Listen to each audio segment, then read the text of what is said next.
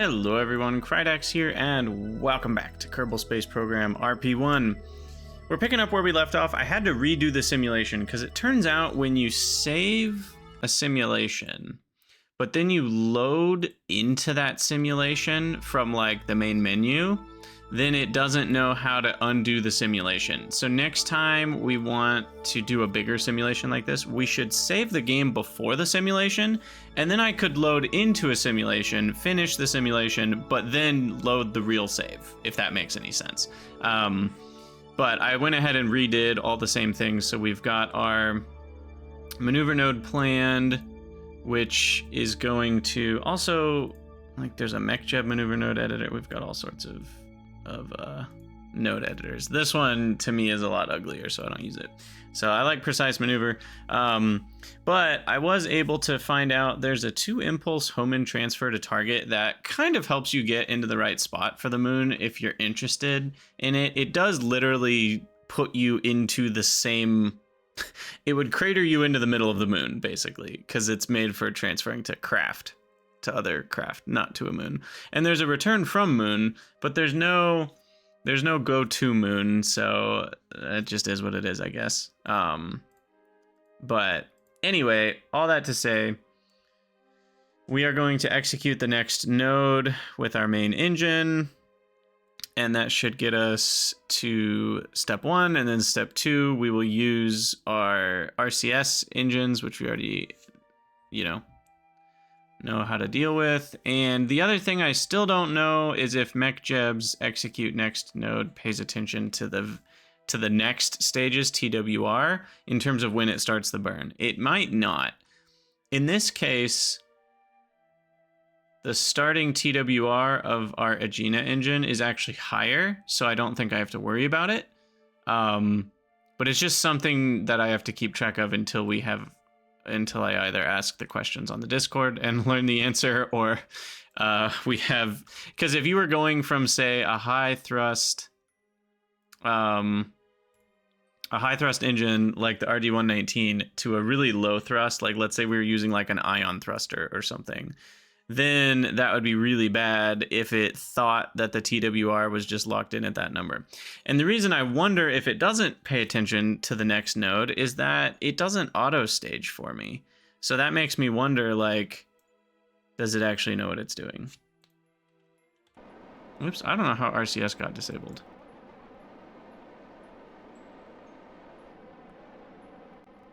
That should help. There we go. Okay, so we'll execute this next node. I am gonna quick save it. Quick save test. Just in case something goes wrong here. But it should work. This thing has another ignition. I guess the propellant is stable. I don't really know how, to be honest, but it is, so I'll take it. And then we'll have to stage the next 2 stages manually once this is burnt out.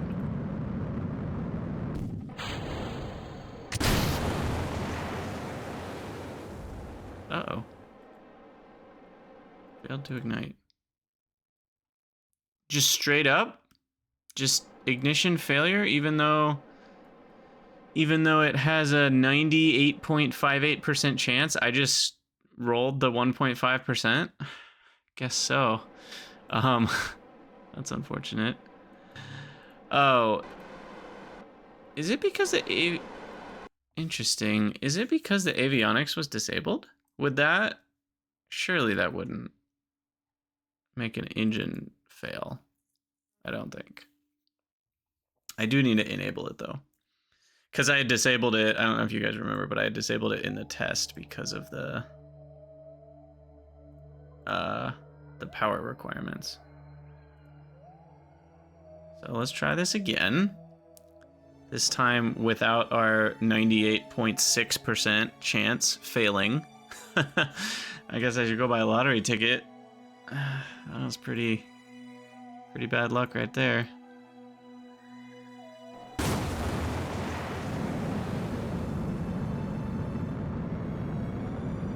I guess I could do the math to see if it knows the TWR numbers Okay, something's going wrong. For it to fail twice, that tells me I did something wrong.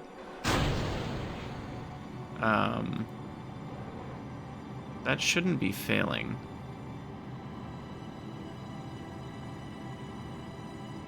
Why is that failing? What is going on here? Because it doesn't even need ullage.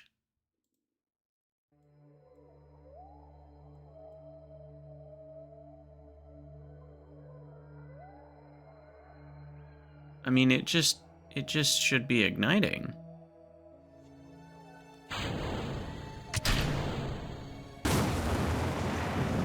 Okay, that succeeded. I mean, surely you don't mean to tell me that I just happened to get a 1.4% chance twice in a row? It's possible, but we're talking 1 in 10,000 chance for that to happen. Am I just that lucky? Surely I'm not that lucky and something else is going on, right? I guess we'll see. If it happens a third time, then we know something else is going on here. And I don't know what it is, but something else is causing it to fail. If this fails again. Let me keep this pinned so we can see if for some reason that changes here. Doesn't look like it's changing. No, it literally was bad luck twice. That feels like I literally just won the lottery. I mean, that was 1 in 10,000. A little bit more than 1 in 10,000 because it's not quite 1%, but still, that's nuts. That's absolutely nuts.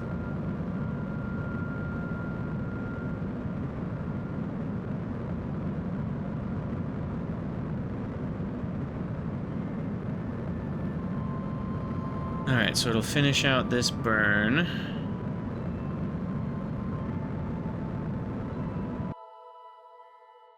And now we have, in 6 hours, a 25 meter a second burn. Now here's the problem. I hope that will work. If I do throttle... Damn it. That just used the last ignition.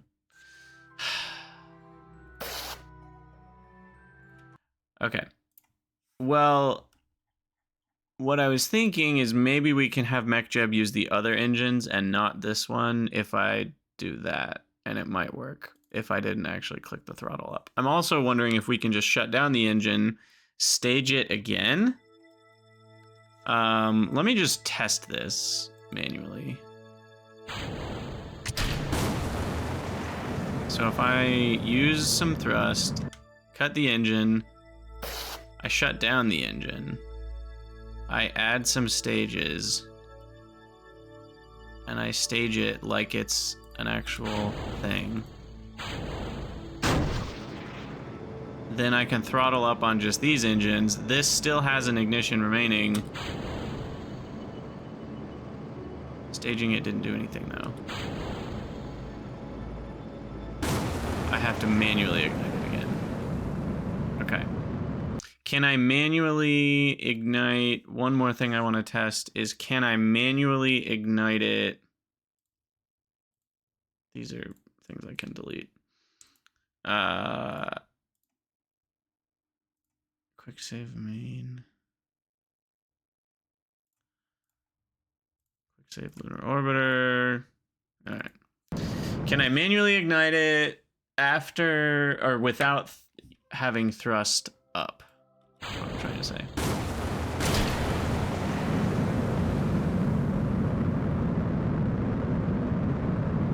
They're fighting.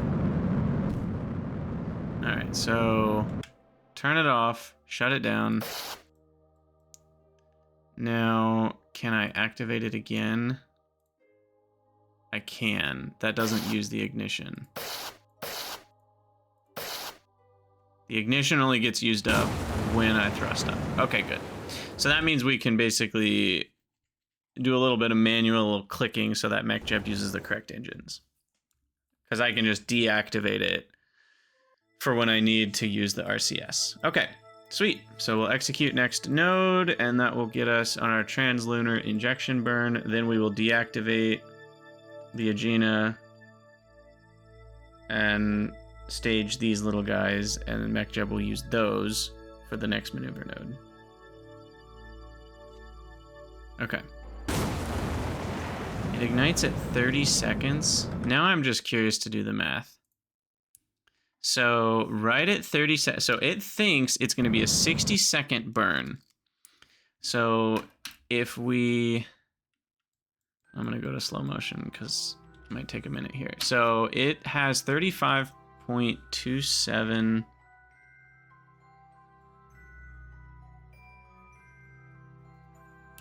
Or a better way I should think about it is it's 262 meters a second over the course of 7 seconds.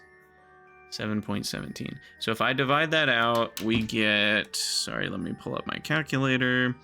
262 divided by 7.17 gives me 36.54.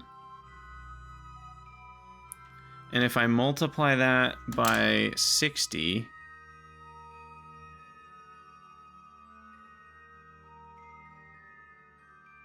I only get 2214.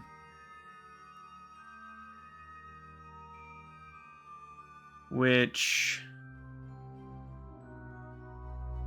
leads me to believe it does know the difference. Because that wouldn't be enough burn time if we only had that acceleration the whole time. I think it does know about the next stage.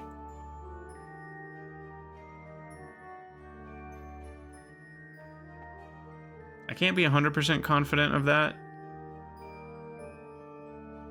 but I think it knows.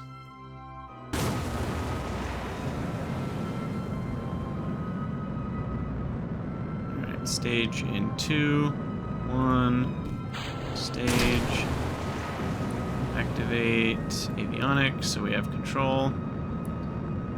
Because yeah, now we have much higher acceleration, and I think it knew that we were going to have higher acceleration.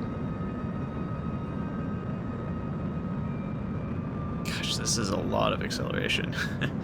This engine is bigger than we need, to be perfectly frank. We're wasting a lot of tonnage on this engine, but it's the best engine we've got for the purpose right now. I don't think I have a lighter one that can do multiple ignitions with this ISP.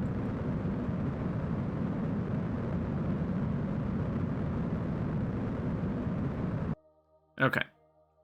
So now I will shut down the engine, which we've now learned I can do safely. I will stage the next engines. And now I'm gonna quick save again. Test 2. Quick save. Test 2. Freaking click through blocker. And then we should be able to execute next node and it should work properly. Do we have enough power for that? It is 6 hours down the road, so maybe not. Okay, looks like we do. I will have to face the sun after this maneuver, though.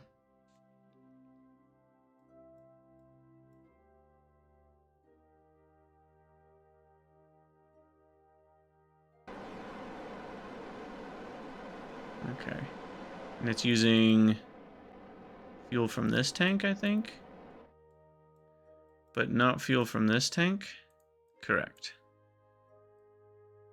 Because this is the only tank that those thrusters can access.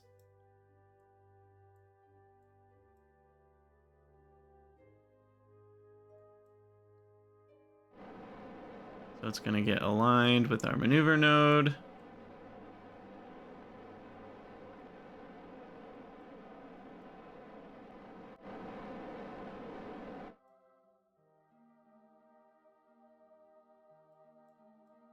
It's used about 1% of our maneuvering fuel.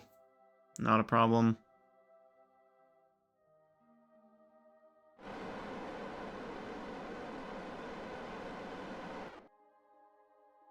Now it warps a little further.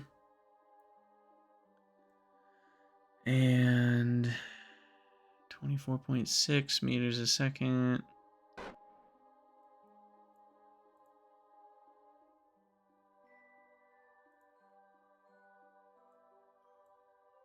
I'm now uncertain what this is even saying. It's saying we have 129 delta V, I think. I think that's because I was giving it delta V based on the full weight. That was dumb of me.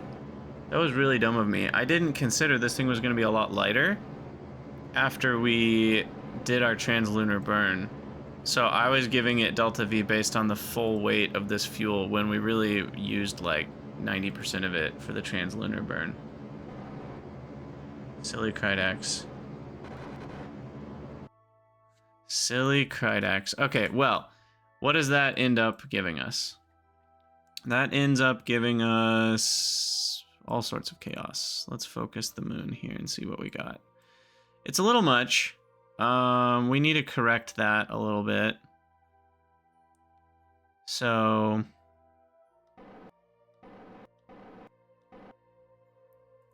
I need clear input locks, and we need to add... I've never understood in Kerbal Space Program why sometimes it's so hard to click on your own line. It's never made sense to me. Okay, so we need some sort of fix here to get into a beta orbit. Which way is gonna fix?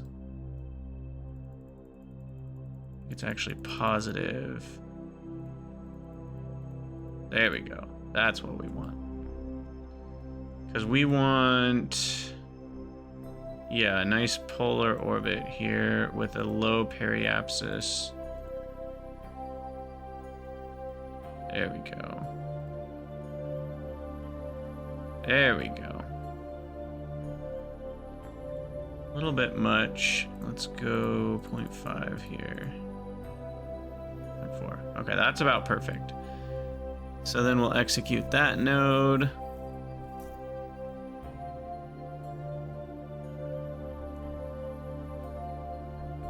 I'm curious if this gets really jacked up by the maneuvering thrusters.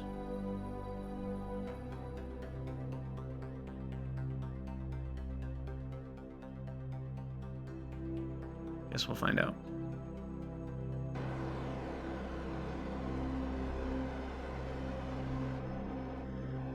These aren't even changing.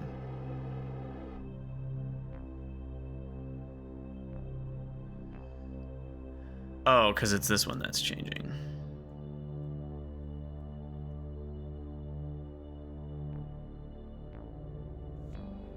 I think.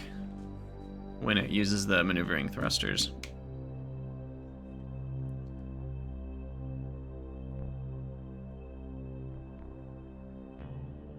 Yeah, we got plenty of delta V here.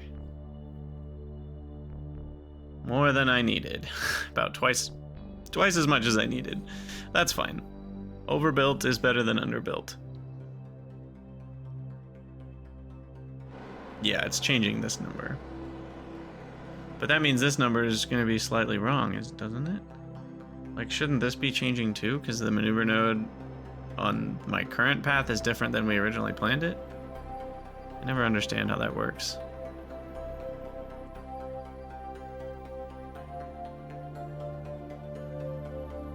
Should be close enough, though.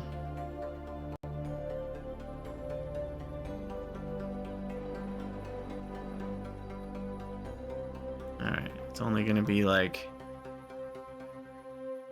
What's our thrust? About a little less than 1 meter a second, so like a 9-second burn. There we go. Oh, that's so satisfying to watch it just become the other one. It's amazing. Oh, that was just so satisfying. Oh, man. Oh, and the crowd goes wild. Oh, it's beautiful. It's beautiful. All right, add a maneuver, periapsis. We'll start with circularizing, but then I need to add on so that this is space high.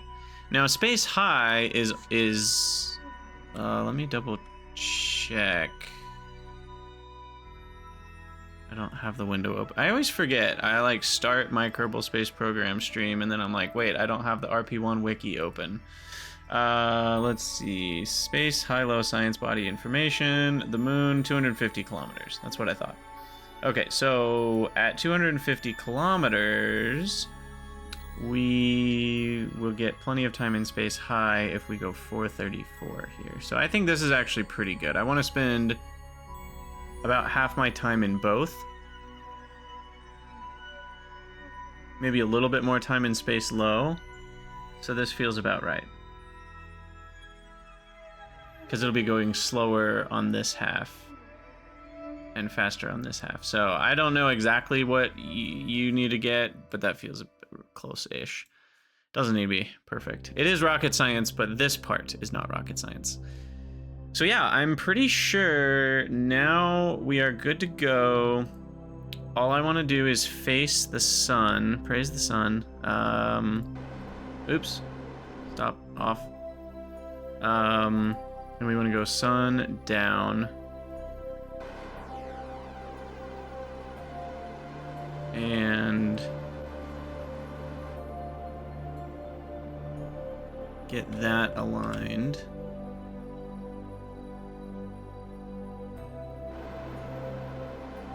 We still have plenty of maneuvering fuel, and now we've got plenty of power as well. Beautiful.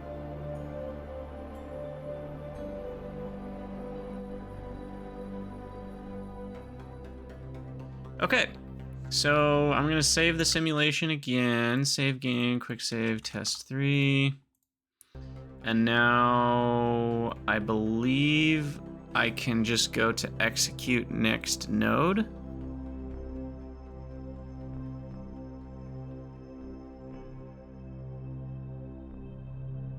With the man plan, I think. I do need to activate this engine though.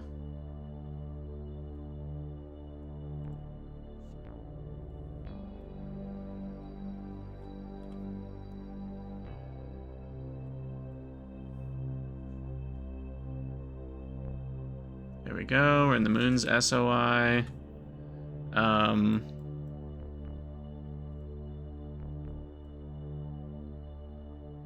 10 minutes before it should go to point towards the maneuver node. On the dark side of the moon. Pink Floyding it up here.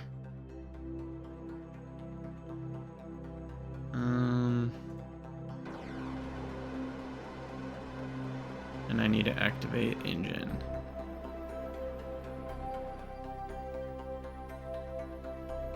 Oh, that's funny.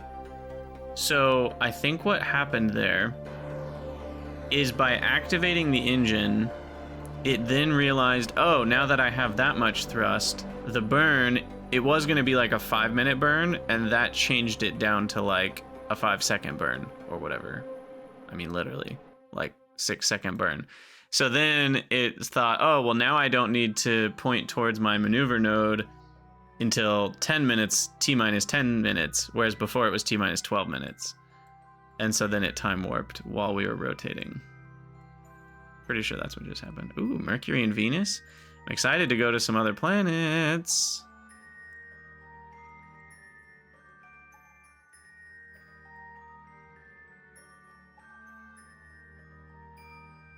Okay, I can speed this up. I don't know why we're not hyperwarping here. This is a perfect time for hyperwarp. Okay. Get nice and pointed towards. That engine's activated. I might as well let it use those thrusters. It doesn't really matter. Doesn't really matter.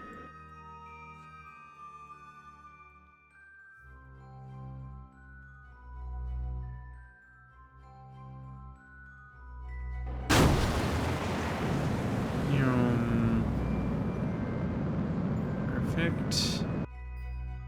And what's our orbit look like? Pretty dang good. 88 degrees inclination, 426 by 80. That is all just, that's great. And we'll get pointed towards the sun here. And then at that point, we are golden. And I should lose the Aegina. Feels weird, but get out of here.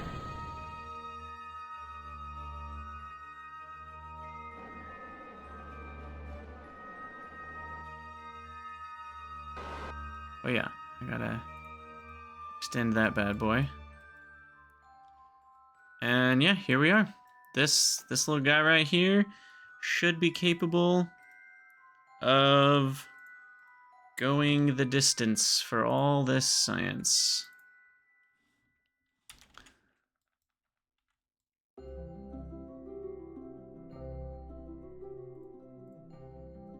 You can see it's already collecting. Beautiful. I mean, the science is just getting... We're only a few hours in and the science is flowing in already. We've already got all the lowlands data. Complete 90% in each of 4 lunar biomes and 60% total data.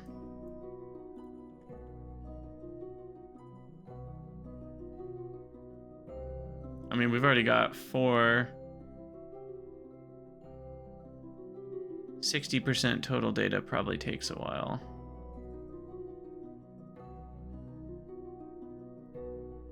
Let me go a little faster here. Oh, boop, boop. Did it complete? Yeah, it did. Sweet. Okay. That's all we needed.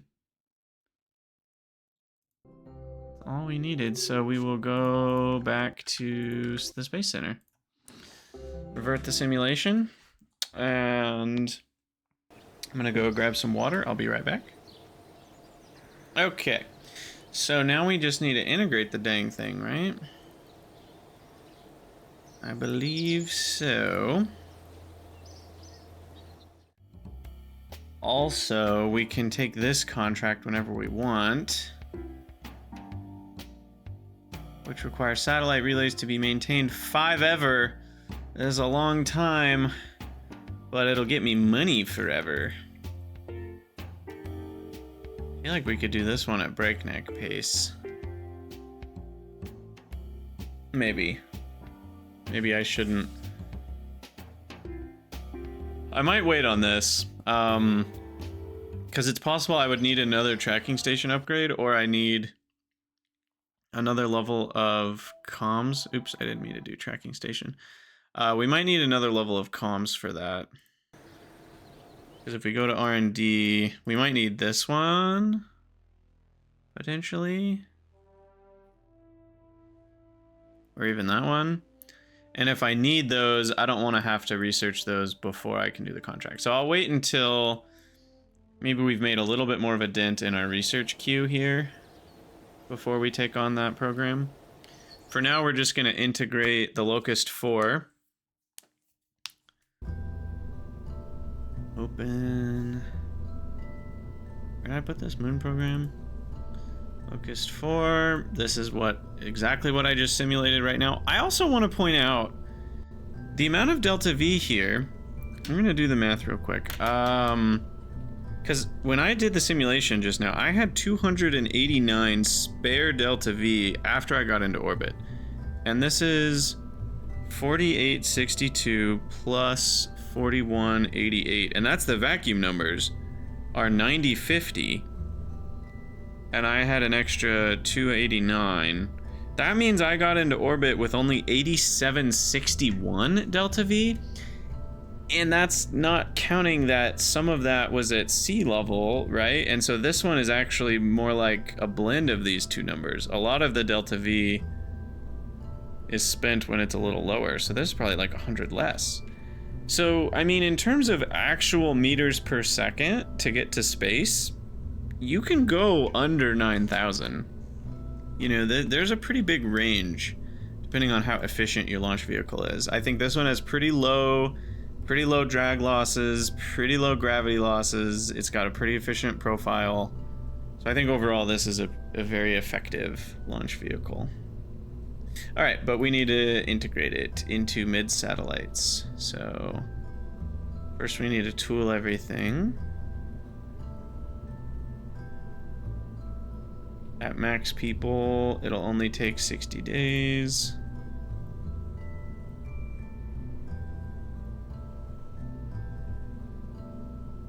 Launch.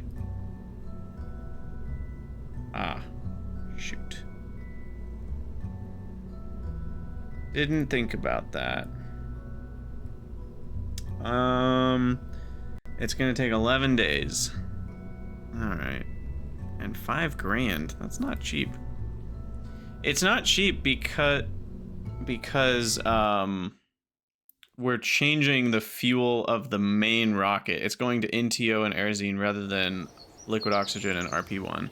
So that's a fairly different set of resources. So that's why it's taking a little while. But yeah, let's warp to complete that. Dink. And now we should be able to integrate it. Paying to unlock the parts. We should have unlock credit available for that.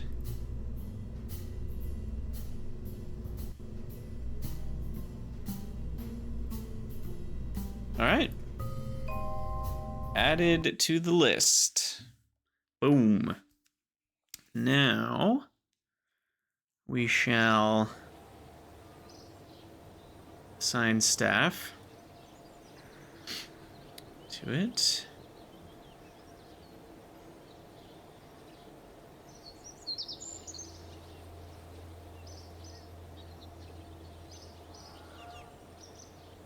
And that puts us at 64 days.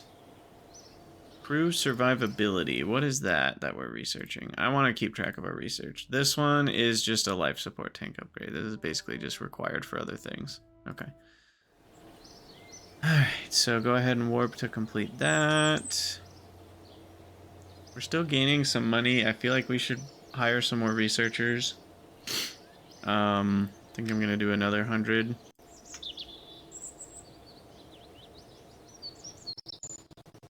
We got lots of money here. I don't want to just build up huge amounts. Okay, warp to complete that.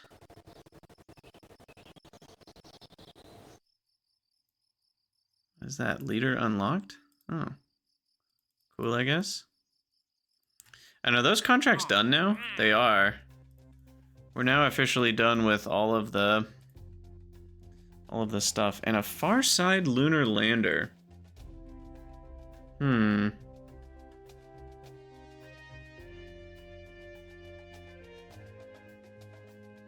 am I gonna do that?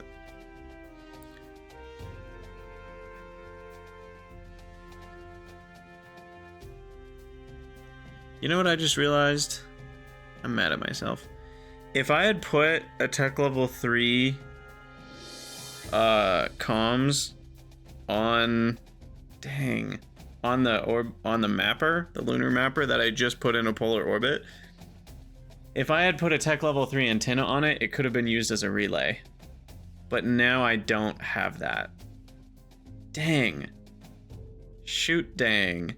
I'm gonna have to waste a bunch of money putting something in orbit of the moon just to be a relay now. Oh well.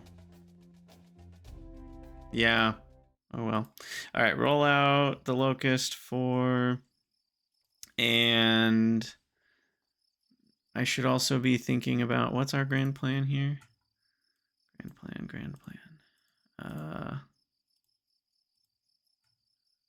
Design lunar science orbiter, done. Integrate. In November, we're supposed to launch the lunar science orbiter. We are on track for that. We're also supposed to design and integrate the far side lunar lander. And in December, when basic capsules is done, although we bought some more researchers, so that's actually going to be done now, I'll be able to start integrating the Locust B3, which is the orbital test flight. Okay. So let's Finish that. Okay, so our mid-satellites pad is going to be busy for a while.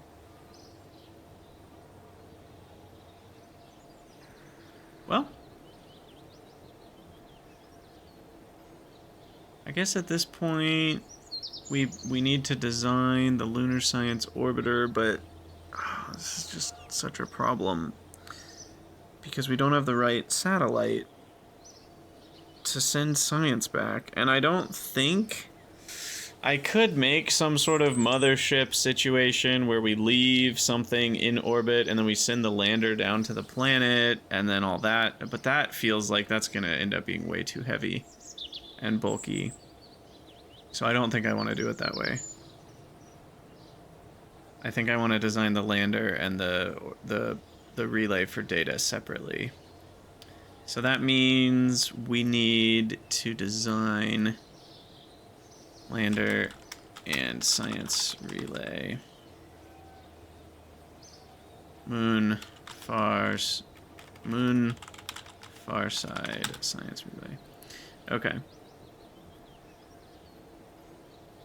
Which is probably going to be the Locust 4, but slightly different.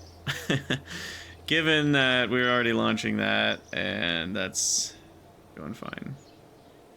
Alright, let's do it. Hope for no failures. We've got pretty consistent engines, so chance for failure is low. But somehow the Aegina failed to ignite twice in simulations, which is bonkers to me, because it's a 98.6% chance. Still can't believe that. Alright, quick save. And ascent guidance. And 4 engage. I shouldn't have to change any other settings because I just did this in the simulation. It should keep the settings, right? 55 kilometer for the fairings. Yep. And I think that's it. So now we'll just launch to the coplanar with the moon. And this should get us so much science. And some good reputation. I need a lot more reputation, to be honest. We need well over 1,000. There's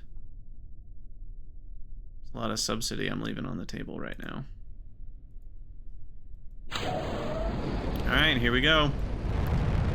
Nighttime launch.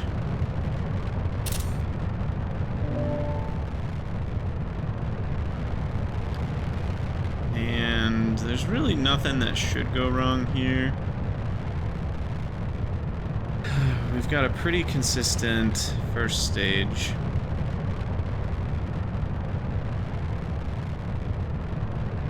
Oh, I haven't looked at ignition penalty for Q, but I've simmed it at least 3 or 4 times and it's worked every time. Interesting. Alright, I'm gonna hyperwarp a little bit here. And then...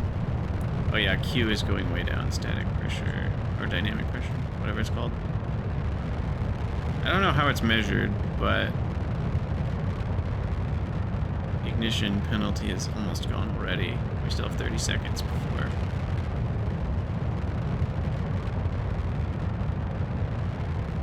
Is it angle of attack versus speed? I don't know what all the math is. We should pop the fairings any moment here. Just in time to ignite the RD-119. Activate RCS. I'm also going to... well, I'll just try to not forget to activate that avionics. And yeah, I mean, at this point, we'll just speed things up a little bit here.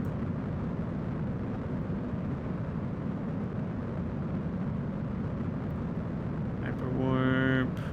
Got 180 seconds left on the burn. 140.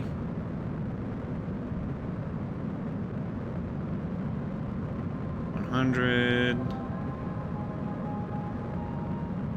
60. 40. 20. 10. 5. We'll slow down.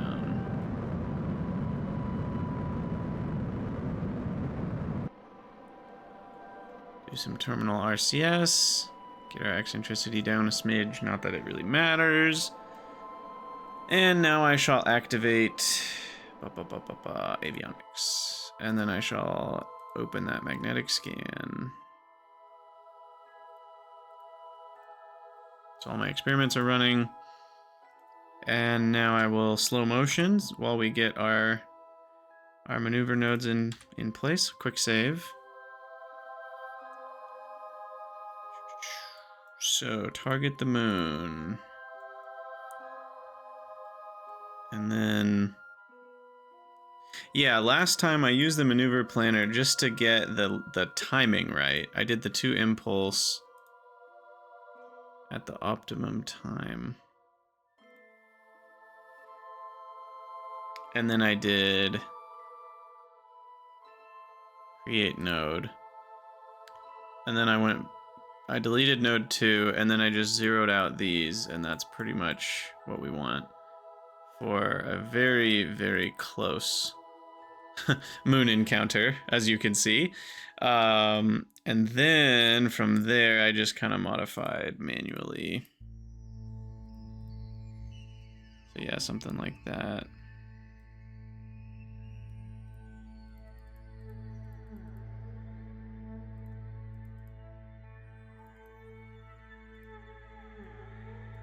Is just about right. And then we'll need another maneuver afterwards, which will be a couple units prograde. Mostly normal.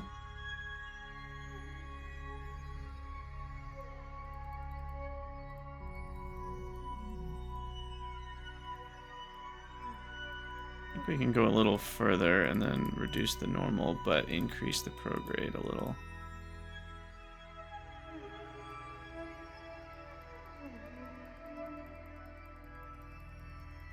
Yeah, I think the maneuver's a little cheaper if it's out further. Not that it matters. We've already got way more delta V than we planned on having. But in terms of polarity, which is a weird way to say, is it a polar orbit or not? That looks like right about 90 degrees to me. Maybe it's more than 85, so I'm happy with that orbit. It's a little close on the periapsis. Yeah, let's get that tuned a bit more. And we might need a second maneuver, but that should be pretty close. So yeah, cool. Go back to first node, and now we just execute next node, right? Nothing else to do, I don't think. We'll go back here, quick save, turn off slow motion, execute next node. We're getting the hang of this.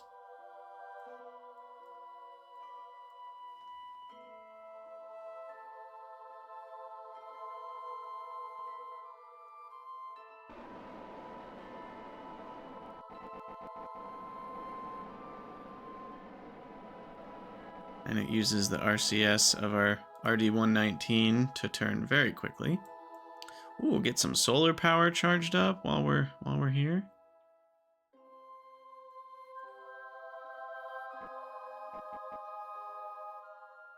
Gosh, this avionics is so hungry. I should have put a little more charge in it, to be honest. I think that was a mistake. Alright, moment of truth. Is the Aegina gonna fail again?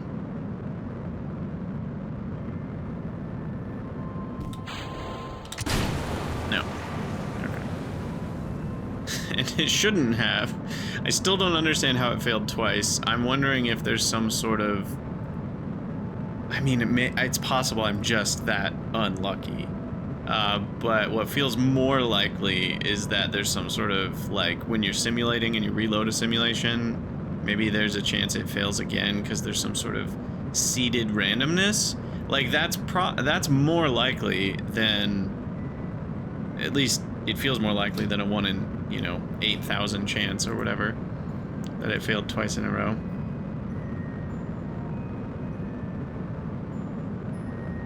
But, unlikely things happen. So you never know. All right, so that is another quick save. And then we've got, I think, a little bit different than what we originally expected.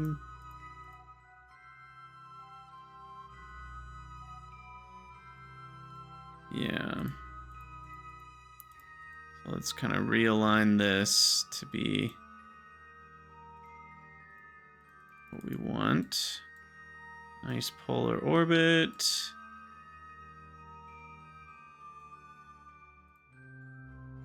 And then a periapsis of 75, perfect.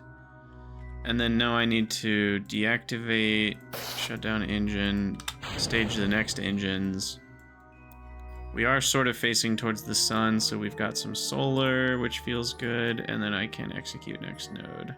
We should be fine. And we're charging up our power.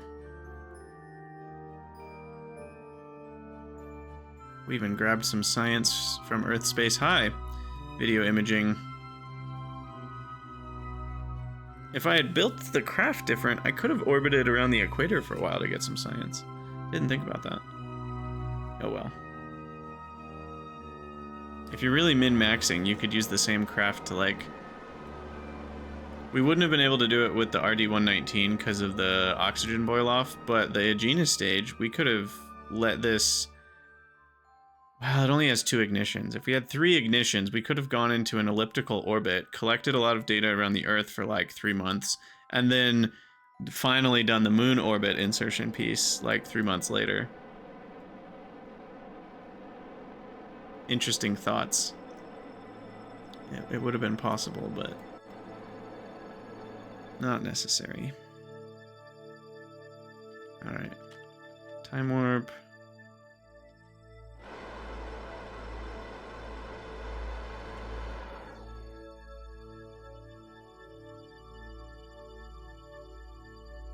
Looking pretty good. You guys ready for the most satisfying moment award?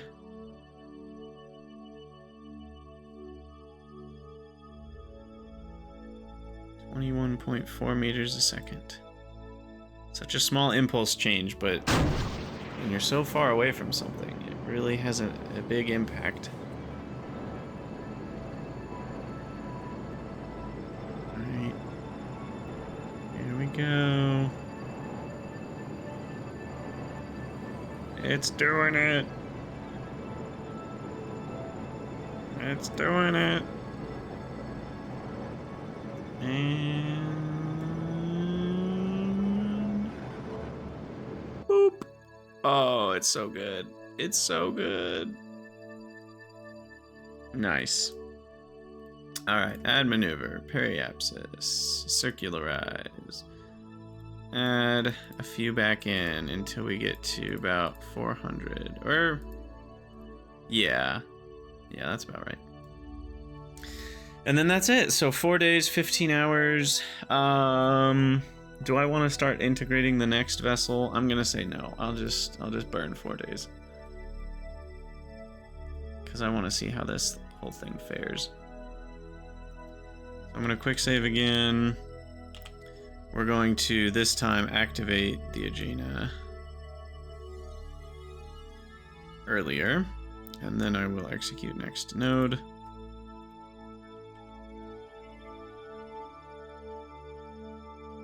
Uh-oh. That's what I was worried. I figured, you know, that's why we quick save. For some reason, I was thinking because the avionics is going to go into sleep mode, it'll be fine. But for whatever reason, I wasn't thinking about just the huge cost of all the electronics and stuff. So we still need to sun down. Cause yeah, it can't run for 4 days with no extra juice. Because all the science bits are running. The comms has a minimum draw of like, what is it, 8 watts, even if it's doing nothing. So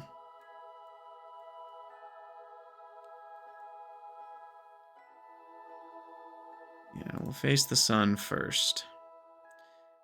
Then we should be good to go.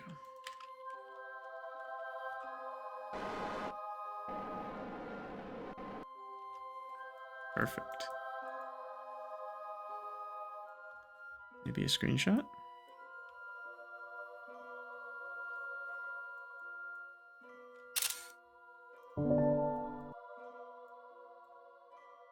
We'll have to get one around the moon when we get a little closer. Okay, so now I should be able to hit off, execute next node.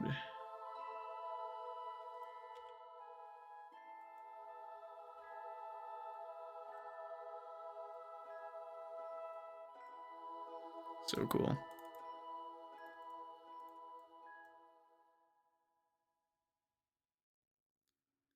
Ta-da. We're already getting all sorts of science from the moon before we even get to the maneuver.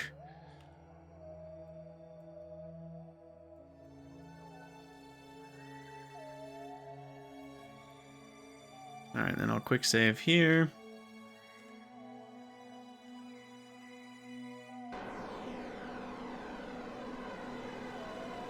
Ooh, we can get our craft and the moon and the earth all in the same shot. That's always a good time.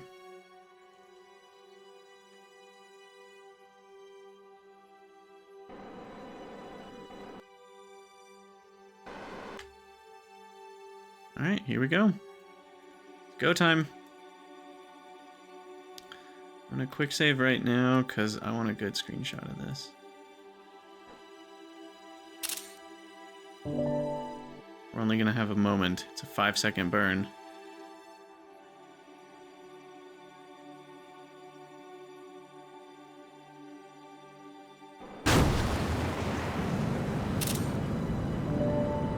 There it is. All right. Well, with any luck, we are in a good orbit. 423 by 90. Perfect. And I can just say goodbye to that thing. Reorient. Face the sun.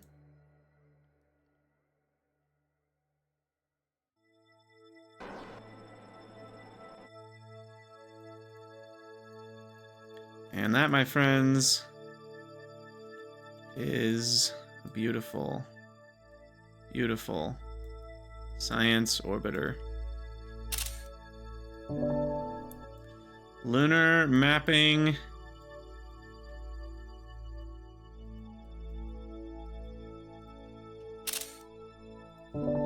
is underway. Sweet! 94-degree inclination, 2-hour orbital period. Yeah, I mean, I think everything's good to go.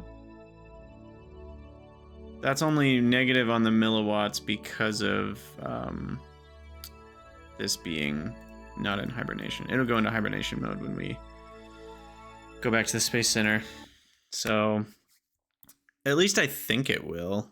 I guess this is kind of my first time checking on that, so we should look at the Locust 4.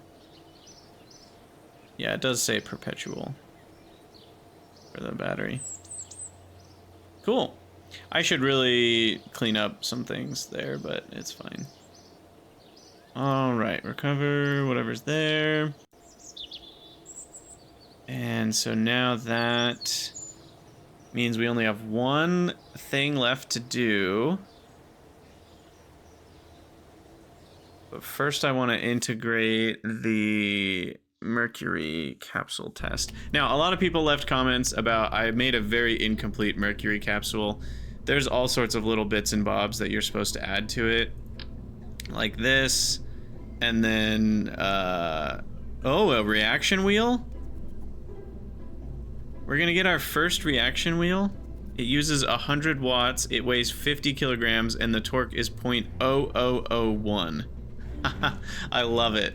I love that. That's like 8,000 times weaker. Mercury, so I think that's how it was attached, and then it had, Oh, there's all sorts of things. Docking port, propellant only. Oh, cool. What else did it have on it? It had... Where was it? Well, there's the parachute. Here, let's just type Mercury. That's probably the way to do it. Yeah. So if we really wanted to, like, rebuild this thing...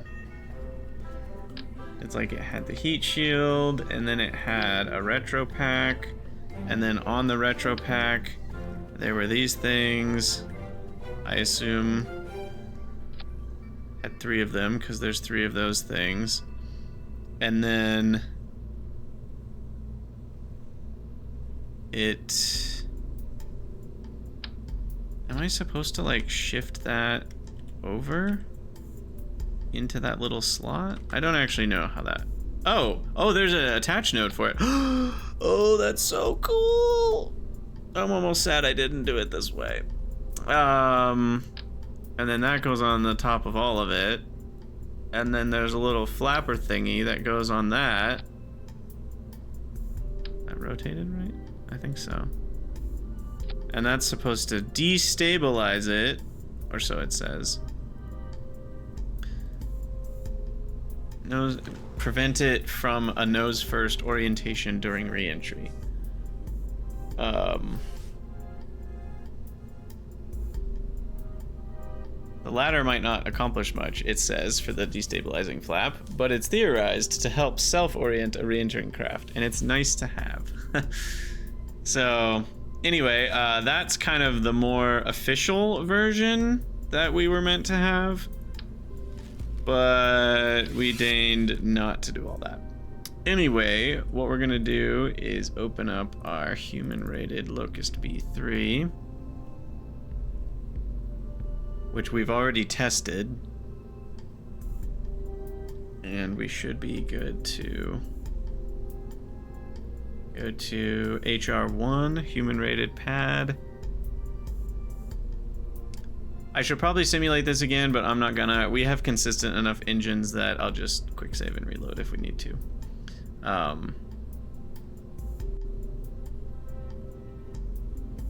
Cancel integration. We need to tool a couple things.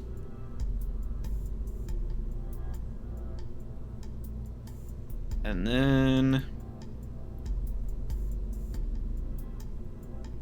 add that to the integration list. I wonder if engineers get paid more at a human-rated pad. Probably not. But we need to go to mid-satellites, take them off there. Heavies, HR1. Whoa. Wait, what?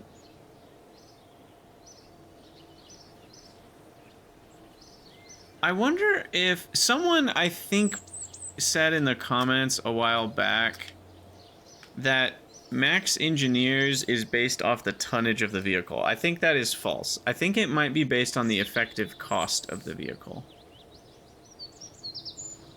Because that, I've definitely assigned, I mean, I just launched a vehicle that was the same weight and I could only assign 200 something engineers to it. But I think it has to do with the effective cost, which if we Alt F12 here, the EC is 15,500. Whereas if I open the other one we just launched, the EC is only 12,000. I think that has something to do with it. Engineer cap 253.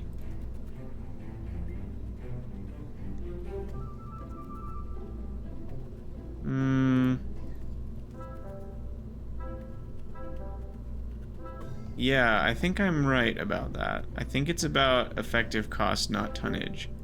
Because at the same launch pad, this craft would have a max of 253, whereas the Locust B3 here has a smaller max, but it doesn't tell me what that max is for this one, so I don't totally understand why engineer cap is sometimes shown and sometimes not.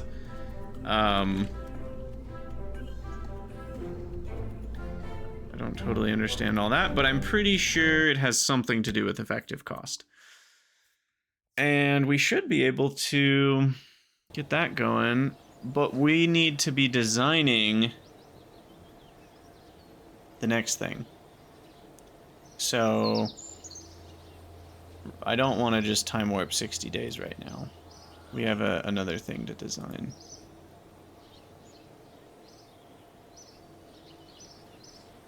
Yeah, that stuff's being collected, so that's good. This one, and then we need to... Oh, what happened here? We need to accept the Farside Lunar Landing contract as well.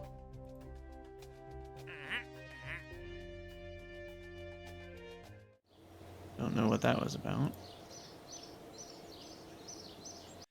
So the first thing we need is a relay. And the relay needs to relay from the far side of the moon to... Uh-oh, I've had this problem before. I'm gonna have to restart the game. You know what? This is a good time for the episode to be over. I'm trying to do slightly shorter episodes, so we're just gonna be done with this episode. I know that's a little sad because we just talked about designing the next thing, but we're gonna use the Locust 4. It's gonna be pretty similar. But yeah, as always, thank you guys for watching. We got a successful launch in this episode, and I'll see you all in the next one.